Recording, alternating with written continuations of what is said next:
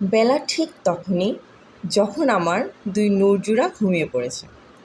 সারাদিনের খুনসুটি, তাদের খাইয়ে দেওয়া, কোলে করে ঘোরানো শেষে এই ছোট্ট দুপুরটা যেন আমার নিজের সময়। ঘরটা হঠাৎ করে খুব শান্ত হয়ে গেছে। বাইরে পাখির ডাক আর হালকা বাতাসের শব্দ। আজকে রান্না করব লাল শাক। মা ছোটোবেলায় যেভাবে রান্না করে খাওয়াতো। তাদের বাবা অফিসে। দুপুরের এই সময়টাকে যেন একদম নিজের করে খুঁজে পাই। যদিও খুব ক্লান্ত আমি, বাচ্চাদের দেখাশোনা করে, চুলে হালকা ঘাম এবং শরীরটা বেশ ক্লান্ত, তবুও রান্না করতে চলে আসছে। মনটা যেন খুব শান্ত। এক একটা শাক বাছতে বাছতে যেন আমি নিজের জীবনের বিভিন্ন অধ্যায় দেখতে পাচ্ছি। এই প্রত্যেকটা মুহূর্তে যেন আমার জন্য দামি। তাই তো ভিডিও ক্লিপ রেখে স্মৃতি রেখে দিচ্ছি।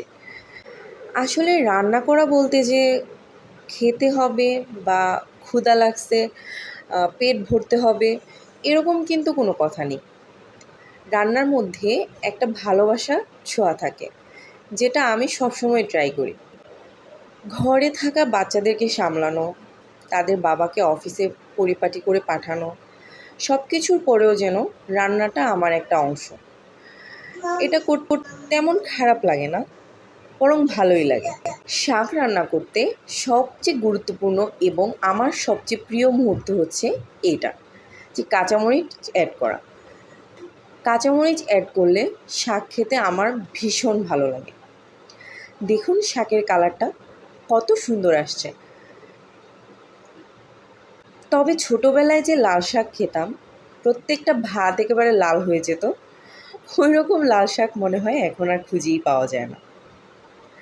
তবে আমি যে শাকটা রান্না করেছি, এটা কিন্তু খেতে একেবারে খারাপ হয়নি।